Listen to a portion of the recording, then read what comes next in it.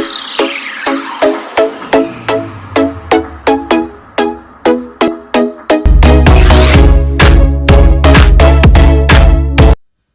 Everyone, एशियास आओ chemistry सीखे में आप सभी का स्वागत है।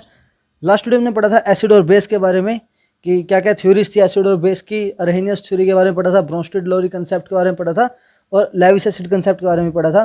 उसके बाद हमने पढ़ा था कि जो एसिडिक स्ट्रेंथ होती है वो डिपेंड करती है स्टेबिलिटी ऑफ अनाइन के ऊपर, ठीक है। और साथ में हम लोगों ने देखा था कि क्या क्या फैक्टर्स है जिनके ऊपर अनाइन की स्टेबिलिटी पर डिपेंड करती है, ठीक है। तो इस वीडियो में हम पढ़ेंगे ऑर्गेनिक एसिड्स के बारे में कि जो ऑर्गेनिक एसिड्स होते हैं वो कितने तरह के होते हैं, किस किस टाइप के होते हैं। तो आज हम इस वीडियो में पढ़ेंगे ऑर्गेनिक एसिड्स के बारे में। तो ऑर्गेनिक एसिड्स जो है उनको 3 कैटेगरी में डिवाइड किया गया है। पहली कैटेगरी में आते हैं ऑक्सी एसिड्स, यानी कि वो एसिड्स जिनके साथ ऑक्सीजन होगा। साथ में आएंगे हमारे पास नाइट्रोजन एसिड्स और थर्ड क्या होते हैं, कार्बन एसिड्स, ठीक है। और थर्ड क्या होंगे, कार्बन एसिड्स। तो मैं एक 1 बाय 1 इन सब के बारे में आपको लोगों को बताऊंगा। तो पहले हम बात करते हैं ऑक्सी एसिड्स के बारे में। ऑक्सी एसिड्स में आएंगे हमारे पास या तो होंगे कार्बोक्सिलिक एसिड्स, जिसमें कौन सा ग्रुप होता है, COOH ग्रुप।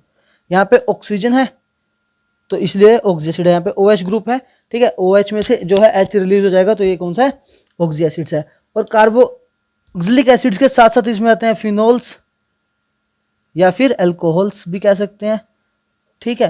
क्योंकि मान लो जैसे ये है, यहाँ पे OH या कोई भी R के साथ OH होगा, ठीक है। ये आते हैं हमारे ऑक्सी एसिड्स की कैटेगरी में। सेकंड में बात करता हूँ नाइट्रोजन एसिड्स के बारे में। नाइट्रोजन एसिड्स में क्या, जिसमें जो H हमारा, जो हमने कल पढ़ा था कि एसिड वो होगा जो H आयन रिलीज करेगा, H आयन रिलीज करेगा तो अनाइन बनेगा, ठीक है। तो नाइट्रोजन एसिड्स में क्या, अगर जो H आयन जो रिलीज होगा अगर वो नाइट्रोजन से अटैच्ड है, मान लो यहाँ पे है नाइट्रोजन, यहाँ पे डबल बॉन्ड O, यह है H, यहाँ पे नाइट्रोजन के साथ H अटैच है, तो ये जो कैटेगरी रहेगी नाइट्रोजन एसिड्स की। यहाँ पे क्या, जो अनाइन जाएगा यहाँ से, अगर H आयन रिलीज होगा तो यहाँ पे क्या होगा, यहाँ पे ये बनेगा हमारे पास N, यहाँ पे ये नेगेटिव आयन बनेगा, ठीक है। ये कौन सी कैटेगरी आएगी, नाइट्रोजन एसिड्स की। और थर्ड कैटेगरी हमारे पास कार्बन एसिड्स। कार्बन एसिड्स में इसको 2 कैटेगरी में डिवाइड किया गया है। मान लो जैसे सिंपल, अगर कार्बन के साथ H अटैच है और वो H जो है रिलीज हो रहा हो एज मतलब H पॉजिटिव साथ में अनाइन दे, तो आएगा कार्बन एसिड्स की कैटेगरी में। इसको 2 कैटेगरी में डिवाइड किया गया है, एक है कार्बोनिल कंपाउंड्स और एक है हाइड्रोकार्बन्स। एक है इसमें कार्बोनिल कंपाउंड्स आएंगे और साथ में आएंगे हाइड्रोकार्बन्स। दूसरी कैटेगरी में आएंगे हाइड्रोकार्बन्स, ठीक है। कार्बोनिल कंपाउंड्स आपको पता है, जैसे मान लो अगर मैं सिंपल एल्डिहाइड लिखूं RC डबल बॉन्ड OH, ठीक है। जो इसका ये वाला CH3 होगा, जो ये वाला H होगा, ये रिलीज होगा, वो भी हम डिस्कस करेंगे 1 बाय 1, तो आप लोगों को मैं बताता हूँ। तो और अगर मैं सबसे पहले बात करेंगे ऑक्सी एसिड्स के बारे में, ठीक है। तो ऑक्सी एसिड्स की अगर मैं बात करूँ तो सबसे पहले कैटेगरी में आएंगे कार्बोक्सिलिक एसिड्स। और आज हम सिर्फ और सिर्फ कार्बोक्सिलिक एसिड्स के बारे में पढ़ेंगे। फिर नेक्स्ट वीडियो में हम पढ़ेंगे फिनोल्स के बारे में। फिनोल्स और कार्बोक्सिलिक एसिड में क्या मतलब कंपैरिजन है उसके बारे में पढ़ेंगे। और अगली फिर उसके बाद हम पढ़ेंगे कार्बन एसिड्स के बारे में। जो नाइट्रोजन एसिड्स होते हैं जनरली इससे क्वेश्चंस नहीं आते, ठीक है। जो इंपॉर्टेंट है वो कार्बन एसिड्स और ऑक्सी एसिड ही होते हैं। तो अगर मैं बात करूँ ऑक्सी एसिड्स में, सबसे पहली कैटेगरी आएगी हमारे पास कार्बोक्सिलिक एसिड। कार्बोक्सिलिक एसिड में देखिए जो हमारे पास होता है C डबल बॉन्ड OH, ये ग्रुप होता है। तो क्या होता है, मैंने आपको कल भी बताया था, जो लास्ट वीडियो गई थी उसमें बताया था कि इसमें क्या होता है, जो H आयन होता है वो H आयन निकलता है, यानी कि C डबल अनाइन बनेगा, O नेगेटिव। और जो ये अनाइन यहाँ पे बनेगा, ये अनाइन जो है रेजोनेंस स्टेबलाइज्ड होगा। तो इसको हम कैसे लिख सकते हैं, इसको हम लिख सकते हैं COO और यहाँ पे डॉटेड लाइन से इसको हम शो कर सकते हैं, ठीक है। तो ऐसे ही अगर मान लो बेंजीन रिंग के ऊपर है ये, तो हम इसको ऐसे भी, अगर यही चीज़ हम बेंजीन रिंग के ऊपर भी दिखा सकते हैं, बेंजोइक एसिड ड्रॉ कर सकते हैं, ठीक है। बेंजोइक एसिड से भी ये जो है अनाइन बनेगा, C double bond O negative, और ये रेजोनेंस स्टेबलाइज्ड स्ट्रक्चर यहाँ पे होगा। ऐसे हम इसको शो कर सकते हैं, ठीक है। अब मैं यहाँ पे आपको बताता हूँ, अगर मान लो इस पे इलेक्ट्रॉन रिलीजिंग ग्रुप या फिर इलेक्ट्रॉन डोनेटिंग ग्रुप लग रहा हो तो इसकी एसिडिक स्ट्रेंथ पे क्या इफेक्ट पड़ेगा। तो अब यहाँ पे मान लो मैं बेंजीन रिंग के साथ मतलब बेंजोइक एसिड लेता हूँ और साथ में यहाँ पे मैं कोई भी एक इलेक्ट्रॉन विड्रॉइंग ग्रुप लगा देता हूँ, ठीक है, और यहाँ पे लेता हूँ सिंपल बेंजोइक एसिड और यहाँ पे लगा देता हूँ मैं कोई भी इलेक्ट्रॉन डोनेटिंग ग्रुप और बीच में सिंपल ले लेते हैं बेंजीन। अगर क्वेश्चन आ जाए एग्जाम में कि इन सब की एसिडिक स्ट्रेंथ को कंपेयर करो, ठीक है, तो कैसे करेंगे देखिए। तो यहाँ पे देखो ध्यान से, जो इलेक्ट्रॉन विड्रॉइंग ग्रुप है, यानी कि यहाँ पे देखो, यहाँ पे क्या होगा, बेंजीन की रिंग के ऊपर यहाँ पे नेगेटिव चार्ज आएगा और जो भी चीज इस नेगेटिव चार्ज को स्टेबल करेगी, या तो फिर उसके मतलब है अगर यहाँ पे नेगेटिव चार्ज जो स्टेबल होगा, तो स्टेबल होने का मतलब क्या है, जो मेरा अनाइन है वो स्टेबल है। और मैंने आपको कल बताया था कि जो एसिडिक स्ट्रेंथ होती है डायरेक्टली प्रोपोर्शनल है अनाइन की स्टेबिलिटी के ऊपर, ठीक है। अगर अनाइन स्टेबल है तो जो वो है ज्यादा एसिडिक है। तो यहाँ पे जो इलेक्ट्रॉन विड्रॉइंग ग्रुप लगेगा, यानी जो इसे अनाइन बनेगा यहाँ पे C double bond O negative, जो इलेक्ट्रॉन विड्रॉइंग ग्रुप है ये उसको क्या बनाएगा, स्टेबल बनाएगा। अगर स्टेबल बनाएगा तो एसिडिक स्ट्रेंथ इसकी क्या होगी, ज्यादा होगी, ठीक है। अगर मैं इलेक्ट्रॉन डोनेटिंग ग्रुप की बात करूं तो इलेक्ट्रॉन डोनेटिंग ग्रुप क्या, जो अनाइन बनेगा और ये इलेक्ट्रॉन डोनेटिंग ग्रुप क्या करेगा, यहाँ पे और ज्यादा नेगेटिव चार्ज देगा, मतलब इलेक्ट्रॉन डोनेट करेगा। अगर इलेक्ट्रॉन डोनेट करेगा तो ये वाला नेगेटिव चार्ज क्या हो जाएगा, इंटेंसिफाई हो जाएगा, यानी कि इंक्रीज हो जाएगा। अगर ये नेगेटिव चार्ज इंक्रीज हो जाएगा तो उसका मतलब क्या है कि ये स्टेबल, मतलब स्टेबल ज्यादा नहीं होगा, इसके कंपैरिजन में इसकी एसिडिक स्ट्रेंथ क्या होगी, कम होगी, ठीक है। और अगर साथ में इस कार्बोक्सिलिक एसिड की बात करूं तो ये जो है इन दोनों के इन बिटवीन आएगा, ठीक है, क्योंकि यहाँ पे कोई ग्रुप नहीं लगा, तो यानी कि इसकी सिंपल जितनी थी उतनी तो है। अगर मैं इलेक्ट्रॉन विड्रॉइंग ग्रुप लूंगा तो इसकी थोड़ी इंक्रीज हो जाएगी और अगर इलेक्ट्रॉन डोनेटिंग ग्रुप लूंगा तो इसकी डिक्रीज हो जाएगी। तो अगर आपको यहाँ पे लिखना आ जाए कि अगर मैं इनके बीच में ABC लिखूं तो सबसे ज्यादा एसिडिक स्ट्रेंथ किसकी होगी, इसकी, किसी के ऊपर इलेक्ट्रॉन विड्रॉइंग ग्रुप लग रहा हो, फिर बेंजोइक एसिड सिंपल, और लास्ट में आएगा इलेक्ट्रॉन डोनेटिंग ग्रुप वाला, ठीक है। तो अब हम कुछ एग्जांपल्स पढ़ते हैं कि मान लो अगर अलग अलग ग्रुप्स लगे हों, ऑर्थो पे लगे हों, मेटा पे लगे हों, तो या मतलब पैरा पे लगे हों, मतलब बेंजीन में अगर सब्स्टिट्यूशन हो तो उसमें उसका क्या क्या इफेक्ट पड़ेगा इसके ऊपर, एसिडिक स्ट्रेंथ के ऊपर, ठीक है। तो सबसे पहले हम देखते हैं ये स्ट्रक्चर है, मान लो इसमें क्या, बेंजोइक एसिड के ऊपर यहाँ पे OMe लगा है। OMe क्या है, एक इलेक्ट्रॉन रिलीजिंग ग्रुप है, क्योंकि यहाँ पे लोन पेयर ऑफ इलेक्ट्रॉन्स होते हैं, ये लोन पेयर ऑफ इलेक्ट्रॉन यहाँ पे रिलीज करेगा, ठीक है। तो ये जो है एक एग्जांपल में ऑर्थो पे है, यहाँ पे मेटा पे है और यहाँ पे कोई भी ग्रुप नहीं है। अगर एग्जाम में यहाँ पे क्वेश्चन आ जाए कि इसको मतलब इसको एसिडिक स्ट्रेंथ के अकॉर्डिंग अरेंज करना है तो कैसे करोगे, देखिए आप। तो सबसे पहले हम क्या करेंगे, देखो जो एक कार्बोक्सिलिक एसिड है, यानी कि ये क्या करेगा, अपना यहाँ पे जो पहले H रिलीज करेंगे, मतलब पहले हम जो मतलब देखते हैं, हम पहले इसका अनाइन बनाएंगे C डबल बॉन्ड O के ऊपर नेगेटिव चार्ज। अब हम इस अनाइन के हम साथ में यहाँ पे OMe भी है। अब यहाँ पे हम इसकी स्टेबिलिटी चेक करते हैं, ठीक है। जो OMe ग्रुप है, OMe ग्रुप यहाँ पे जाएगा, मैं इसके पहले रेजोनेंस स्ट्रक्चर बनाता हूँ इसके, यहाँ पे डबल बॉन्ड OMe, अगर ये यहाँ पे जाएगा तो ये बॉन्ड यहाँ पे आएगा और यहाँ पे आएगा नेगेटिव चार्ज, यहाँ पे डबल बॉन्ड, यहाँ पे है COO नेगेटिव। अब क्या होगा, ये नेगेटिव बॉन्ड बनाएगा और ये नेगेटिव इस पोजीशन पे आएगा,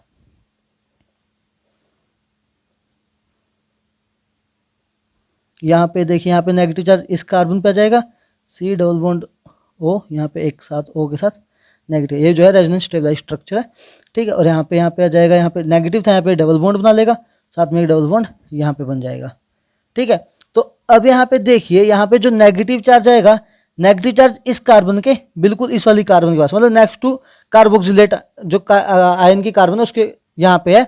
तो ये क्या करेगा, ये नेगेटिव चार्ज इसको डिस्टेबलाइज करेगा, ये नेगेटिव चार्ज इसको डिस्टेबलाइज करेगा, ठीक है। अगर मैं बात करता हूँ मतलब जो पैरा पे होगा OMe, पैरा पे OMe होने की वजह से यहाँ पे जो ये रेजोनेटिंग स्ट्रक्चर बनेगा, यहाँ पे नेगेटिव आने की वजह से जो आयन बनेगा वो डिस्टेबलाइज होगा, ठीक है। अब मैं बात करता हूँ अगर ये मेटा पोजीशन पे है तो क्या होगा, तो यहाँ पे देखते हैं, इसकी भी रेजोनेटिंग स्ट्रक्चर बनाते हैं हम, ठीक है।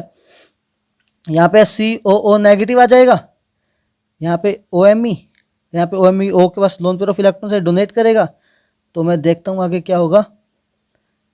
यहाँ पे ये बनाएगा डबल बॉन्ड OMe, और यहाँ पे अगर यहाँ पे डोनेट कर रहे हो तो यहाँ पे यहाँ जाएगा, ठीक है, COO नेगेटिव, यहाँ पे इस पोजीशन पे आएगा नेगेटिव चार्ज, और यहाँ पे आएगा एक बॉन्ड ये रहा और एक बॉन्ड ये रहा। अब ये क्या करेगा, ये यहाँ पे जाएगा और ये वाला ये बॉन्ड्स यहाँ पे मूव करेंगे। तो यहाँ पे देखते हैं, यहाँ पे नेगेटिव चार्ज यहाँ पे आएगा और यहाँ पे आ जाएगा एक बॉन्ड COO नेगेटिव आयन, यहाँ पे डबल बॉन्ड Me, और यहाँ पे एक डबल बॉन्ड यहाँ पे है। तो आप देखिए जब ये OMe मेटा पोजीशन पे लगा हुआ है, तो मेटा पोजीशन पे लगा है तो यहाँ पे इस कार्बन के ऊपर नेगेटिव चार्ज नहीं है, यानी कि कार्बन ये दोनों नेगेटिव आपस में दूर है, तो इसको डिस्टेबलाइज नहीं करेगा, ठीक है।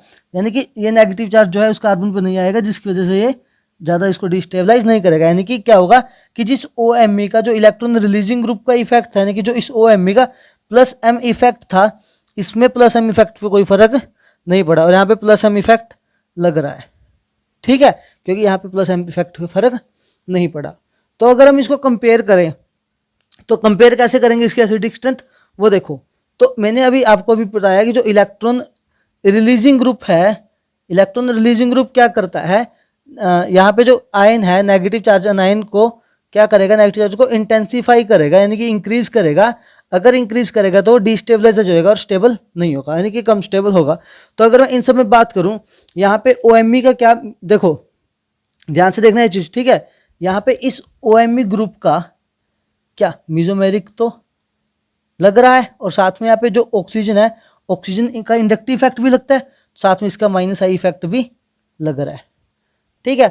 और अगर मैं यहाँ बात करूँ इस वाले में, तो इस OMe का मीजोमेरिक इफेक्ट नहीं लग रहा, लेकिन -I इफेक्ट लग रहा है, इंडक्टिव इफेक्ट लग रहा है ना, क्योंकि O क्या है, इलेक्ट्रोनेगेटिव है, इलेक्ट्रोनेगेटिव तो अपनी तरफ इलेक्ट्रॉन खींचेगा, तो यानी कि इसका इंडक्टिव इफेक्ट लग रहा है, लेकिन इसका मीजोमेरिक इफेक्ट नहीं लग रहा, ठीक है। और साथ में ये सिंपल है। तो अगर हम इसकी कंपेयर करें, मैंने आपको बताया था कि अभी इलेक्ट्रॉन रिलीजिंग ग्रुप जो है एनायन की कोई स्टेबिलिटी, मतलब एनायन को इंटेंसिफाई करता है तो स्टेबिलिटी डिक्रीज करता है। अगर इलेक्ट्रॉन विड्रॉइंग ग्रुप है तो इलेक्ट्रॉन विड्रॉइंग ग्रुप क्या करेगा, एनायन की स्टेबिलिटी को इंक्रीज करेगा, ठीक है। तो यहाँ पे क्या मीजोमेरिक तो नहीं लग रहा, लेकिन -I लग रहा है, यानी कि यहाँ पे ये मेटा पोजीशन पे OMe as a electron withdrawing group काम कर रहा है, ठीक है। अगर as a electron withdrawing group काम कर रहा है तो मान लो अगर मैं इसको मार्क कर दूं ABC, ठीक है। तो अगर as a electron withdrawing group काम कर रहा है तो जो B है, B वाले की एसिडिक स्ट्रेंथ ज्यादा होगी, ठीक है। फिर कौन सा आएगा, C, फिर क्या आएगा, A, ठीक है। तो समझ आया। अब नेक्स्ट एग्जांपल करते हैं। नेक्स्ट एग्जांपल में देखिए, यहाँ पे लगा है COOH के साथ में एक बार पैरा पोजीशन पे लगा है CH3, एक बार लगा है यहाँ पे मेटा पोजीशन पे CH3, एक बार सिंपल ये है। तो इसको देखिए, इसमें भी सिंपल सेम वही जैसे हमने देखा रेजोनेंस स्टेबलाइज स्ट्रक्चर होंगे यहाँ पे, लेकिन ये CH3 का क्या है, CH3 मीजोमेरिक इफेक्ट नहीं लगाता। CH3 कौन सा लगाता है, हाइपर कंजुगेशन, ये तो आप लोगों को पता ही है, CH3 की वजह से हाइपर कंजुगेशन इफेक्ट होता है। तो यहाँ पे अगर मैं इसका अनायन बनाऊं, ठीक है, तो इसका अनायन कैसे बनेगा, ये बनेगा, यहाँ पे होगा CH3 और साथ में यहाँ पे जो बनेगा COO नेगेटिव, और यहाँ पे भी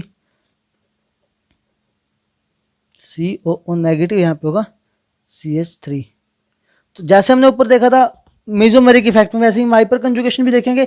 तो यहाँ पे जो पैरा पोजीशन पे CH3 है, ठीक है, उसका प्लस H इफेक्ट है, यानी कि वो हाइपर कंजुगेशन तो यहाँ पे लगेगा, ठीक है। सेम वैसे ही, बस इसमें यहाँ पे हमें इतना पता, जो हाइपर कंजुगेशन है, हाइपर कंजुगेशन में सिग्मा बॉन्ड के इलेक्ट्रॉन्स मूव करते हैं, और जो मेसोमेरिक इफेक्ट है, मेसोमेरिक इफेक्ट में मतलब जो लोन पेयर होते हैं वो मूव करते हैं।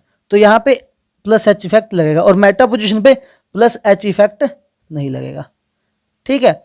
और साथ में यहाँ पे देखिए जो CH3 है, CH3 क्या है, खुद एक इलेक्ट्रॉन रिलीजिंग ग्रुप है, यानी कि इसका इफेक्ट क्या होता है, प्लस I, ये क्या है, प्लस I लगाता है।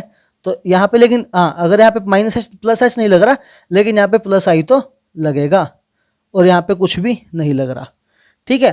तो अब अगर इसका एग्जाम में कंपेयर करना चाहिए कि आप मतलब इनको कंपेयर करना है कौन सा ज़्यादा एसिडिक होगा कौन सा बेसिक होगा, तो देखिए चाहे इफेक्ट प्लस आई है चाहे इफेक्ट प्लस एच है तो दोनों इलेक्ट्रॉन रिलीजिंग ग्रुप ना, यहाँ पे भी इलेक्ट्रॉन रिलीजिंग ग्रुप है, ठीक है, और यहाँ पे कोई भी ग्रुप नहीं लग रहा, तो मतलब कि क्या होगा, जो सी वाला है सी वाला जीत गया क्योंकि यहाँ पे कोई ग्रुप नहीं लग रहा। अगर इसको लिख दूं ए बी सी, ठीक है, तो जो सी वाला है सी वाले की ज़्यादा होगी क्योंकि इस पर कोई भी ग्रुप नहीं लग रहा। उसके बाद यहाँ पे आएगा एक, देखो यहाँ पे खाली प्लस आई की वजह से इलेक्ट्रॉन रिलीज हो रहे हैं, यहाँ पे प्लस आई और प्लस एच दोनों की वजह से इलेक्ट्रॉन रिलीज हो रहे हैं, तो यहाँ पे क्या आएगा, सी के बाद आएगा बी और उसके बाद आएगा ए, ठीक है। तो अब हमें नेक्स्ट एग्जांपल देखते हैं। मान लो यहाँ पे क्या, आप मैंने सीधा यहाँ पे 9 ड्रॉ किए हैं, ठीक है, मतलब एग्जाम में अब क्वेश्चन COH से ही आएगा लेकिन मैंने डायरेक्ट 9 ड्रॉ किए हुए हैं। तो यहाँ पे देखते हैं, देखो NH2 ग्रुप लगा है, यहाँ पे एक बार लगा है पैरा पे, एक बार लगा है मेटा पे, तो इसका क्या इफेक्ट पड़ेगा। NH2 ग्रुप आप लोगों को पता है यहाँ पे लोन पेयर ऑफ इलेक्ट्रॉन होते हैं, यानी कि इलेक्ट्रॉन रिलीजिंग ग्रुप है, ठीक है, एक इलेक्ट्रॉन रिलीजिंग ग्रुप यानी कि मीजोमेरिक इफेक्ट यहाँ पे लगेगा। पैरा पोजिशन तो यहाँ पे मीजोमेरिक इफेक्ट लगेगा, साथ में कौन सा इफेक्ट लगेगा यहाँ पे NH है तो माइनस आई इफेक्ट भी लगेगा। लेकिन मैं यहाँ बात करूँ यहाँ पे क्या लगेगा, मीजोमेरिक इफेक्ट जो है यहाँ पे नहीं लगेगा, यहाँ सिर्फ NH2 की वजह से क्या लगेगा, N की वजह से क्या लगेगा माइनस आई इफेक्ट लगेगा। यानी कि यहाँ पे क्या है, इलेक्ट्रॉन विड्रॉइंग नेचर शो कर रहा है और यहाँ पे इलेक्ट्रॉन रिलीजिंग ग्रुप की तरह ये काम कर रहा है, ठीक है। तो अगर मैं बात करूँ कि इसकी स्टेबिलिटी के बारे में, जो अनायन होगा, अनायन जो है बी वाला ज़्यादा स्टेबल होगा एज कम्पेयर टू ए। और अगर मैं एसिडिक स्ट्रेंथ की बात करूँ तो एसिडिक स्ट्रेंथ मतलब आपको पता है, अगर अनायन एसिडिक स्ट्रेंथ जो है डायरेक्टली रोशन है अनायन की स्टेबिलिटी के ऊपर, तो इसकी एसिडिक स्ट्रेंथ भी क्या होगी, जो बी वाला होगा वो ज़्यादा एसिडिक होगा ए से। मान लो ये बी है और ये ए है, ठीक है, जो बी वाला होगा वो ज़्यादा उसकी एसिडिक स्ट्रेंथ ज़्यादा होगी एज कम्पेयर टू ए वाले से, ठीक है। अब हम कुछ एग्जाम्पल्स और करते हैं। अब देखो ये क्वेश्चन है यहाँ पे, तो अब यहाँ पे मान लो Cl से सब्स्टिट्यूटेड है, हमने OMe से देख लिया क्या फ़र्क पड़ेगा, मतलब मीजोमेरिक इफेक्ट का एक एग्जाम्पल कर लिया, फिर हमने हाइपर कंजुगेशन का एक एग्जाम्पल कर लिया, ठीक है। अब हम बात करते हैं Cl से क्या इफेक्ट पड़ेगा। अब जो देखो Cl ग्रुप है ना, Cl ग्रुप का स्लोन पेयर ऑफ इलेक्ट्रॉन भी है, ठीक है, यानी कि यहाँ पे इसका मीजोमेरिक इफेक्ट भी लगेगा, लेकिन Cl साथ में एक इलेक्ट्रॉन मतलब विड्रॉइंग ग्रुप है क्योंकि माइनस आई इफेक्ट लगेगा, इलेक्ट्रॉन नेगेटिव है तो यहाँ पे माइनस आई इफेक्ट भी लगाएगा। लेकिन क्या होता है, जो Cl है Cl का टोटल माइनस आई इफेक्ट होता है, मतलब मीजोमेरिक ज़्यादा शो नहीं करता। टोटल की बात करो अगर कंपेयर करके तो माइनस आई इफेक्ट इसका मतलब totally minus I effect show करेगा, ठीक है। और यहाँ पे बात करूँ, यहाँ पे देखो मीजोमेरिक इफेक्ट नहीं होगा, माइनस आई होगा, तो टोटल क्या होगा माइनस आई होगा इसका भी। और यहाँ पे कोई चीज़ नहीं लग रही, ठीक है, कोई ग्रुप नहीं लग रहा, तो देखते हैं क्या होगा। तो देखिए यहाँ पे क्या होगा कि इसका है minus I effect, minus I effect इसका भी है, लेकिन यहाँ पे साथ साथ में मीजोमेरिक भी लग रहा है। इस मीजोमेरिक की वजह से माइनस आई थोड़ा कम हो जाएगा, ठीक है, लेकिन यहाँ पे मीजोमेरिक नहीं लग रहा तो माइनस आई जो है ज़्यादा होगा। यानी कि अब मेटा पे Cl होने की वजह से इसका ज़्यादा इलेक्ट्रॉन विड्रॉइंग नेचर होगा, और इसमें इलेक्ट्रॉन विड्रॉइंग तो होगा लेकिन मेटा के कंपेयर में थोड़ा सा कम होगा। मान लो यहाँ पे 2 बार अप का निशान लगाता हूँ, यहाँ पे 1 बार अप का निशान लगा देता हूँ, तो और यहाँ पे कोई भी ग्रुप नहीं लग रहा। तो अगर इसको कंपेयर करने के लिए जाए, मान लो ये है ए, ये है बी और ये है सी, तो क्या आएगी एसिडिक स्ट्रेंथ का ऑर्डर क्या आएगा, सबसे ज़्यादा होगा बी का, क्योंकि बी पे लगा एसिडिक मतलब सी इलेक्ट्रॉन विड्रॉइंग ग्रुप, पहले आएगा बी का, पहले आएगा बी का, फिर आएगा ए का, फिर आएगा सी का, ठीक है, समझ आया। अगर समझ ना आया तो कमेंट बॉक्स में कमेंट करके पूछ लेना अगर कोई भी एग्जाम्पल समझ ना आए आपको, ठीक है। तो अब हम बात करते हैं नेक्स्ट एग्जाम्पल की। अब इस एग्जाम्पल में हमने क्या किया, देखो इस एग्जाम्पल में यहाँ पे है OH ग्रुप, यहाँ पे CH3, यहाँ पे Cl, यहाँ पे सिंपल कोई भी ग्रुप नहीं लगा। तो अगर हम देखते हैं इसमें क्या होगा, देखो ध्यान से, जो OH ग्रुप है, OH ग्रुप का क्या इफेक्ट होता है मीजोमेरिक, OH ग्रुप जो है प्लस M इफेक्ट शो करेगा, प्लस M के साथ साथ O की वजह से क्या पे शो होगा माइनस आई भी शो होगा, मतलब साथ में इंडक्टिव इलेक्ट्रॉन विड्रॉइंग नेचर होगा थ्रू इंडक्टिव इफेक्ट, और मीजोमेरिक इफेक्ट भी होगा।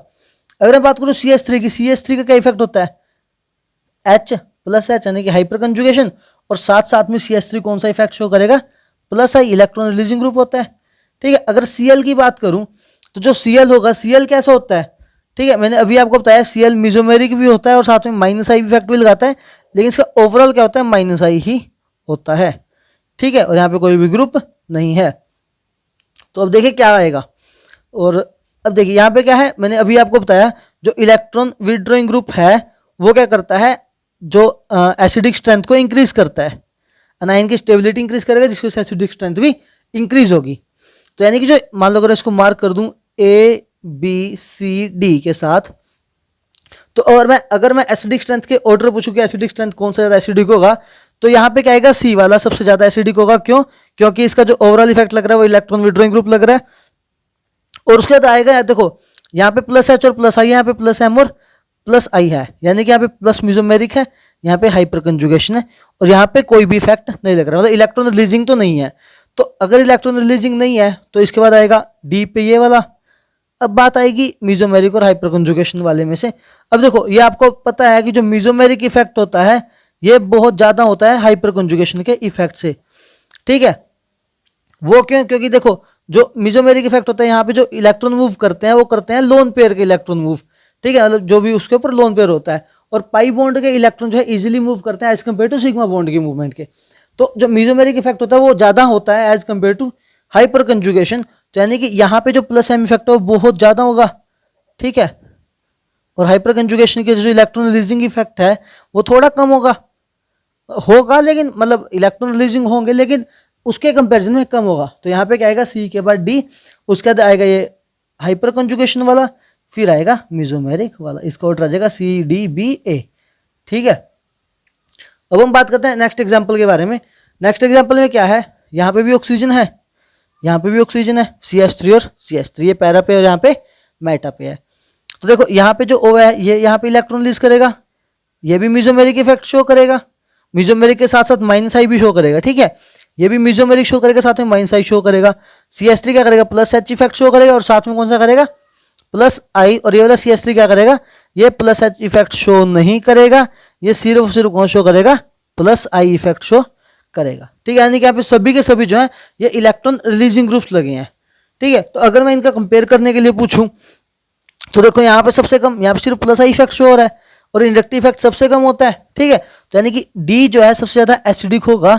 और उसके बाद बात करते हैं इसकी, तो देखो यहाँ पे मीजोमेरिक, मैंने अभी आपको ऊपर बताया जो मीजोमेरिक इफेक्ट होता है ज्यादा होता है हाइपर कंजुगेशन से। तो डी के बाद आएगा सी, क्योंकि यहाँ पे क्या इफेक्ट लग रहा है, सिर्फ और सिर्फ हाइपर कंजुगेशन का इफेक्ट लग रहा है। अब मैं बात करता हूँ इन दोनों के बीच में, ठीक है। इन दोनों में देखो जो ओ के इलेक्ट्रॉन है, मतलब दोनों की साइड ओ से रिलीज हो रहे हैं इलेक्ट्रॉन, ठीक है। मीजोमेरिक दोनों का मतलब ऑक्सीजन की वजह से है।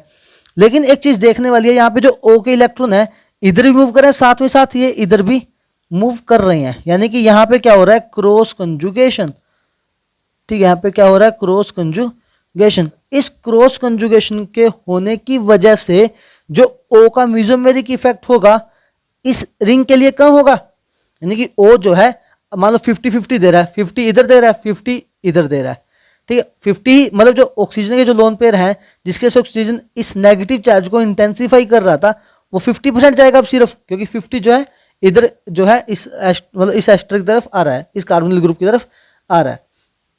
तो यानी कि सी के बाद डी आएगा, फिर आएगा हमारे पास ए और फिर आएगा बी, ठीक है। ये हमारे पास ऑर्डर रहेगा इसकी एसिडिक स्ट्रेंथ का। क्यों? क्योंकि यहाँ पे जो है क्रॉस कंजुगेशन होगी। क्रॉस कंजुगेशन होने की वजह से क्या होगा, जो ऑक्सीजन का मीजोमेरिक होगा वो उतना नहीं रहेगा जितना होना चाहिए था, ठीक है। तो आज के लिए बस इतना ही, मतलब आज हम इतना ही डिस्कस करेंगे और नेक्स्ट वीडियो में हम डिस्कस करेंगे ऑर्थो इफेक्ट के बारे में, कि जो ऑर्थो इफेक्ट होता है अगर मान लो कोई ग्रुप, क्योंकि इसमें हमने सिर्फ और सिर्फ पैरा और मेटा के बारे में डिस्कस किया, ऑर्थो पे कोई भी ग्रुप लगा के डिस्कस नहीं किया, ठीक है। नेक्स्ट वीडियो में देखेंगे ऑर्थो इफेक्ट की, ऑर्थो की वजह से क्या इफेक्ट पड़ेगा। उसके बाद हम फिनोल्स की, क्योंकि मैंने अभी बताया ना ऑक्सीजन में दो आते हैं, फिनोल्स और उसके डेरिवेटिव्स, उसके बाद हम उसकी एसिडिक स्ट्रेंथ को कंपेयर करेंगे और उसके बाद हम उससे नेक्स्ट वीडियो में बात करेंगे कार्बन एसिड्स के बारे में, ठीक है। तो थैंक्स फॉर वॉचिंग।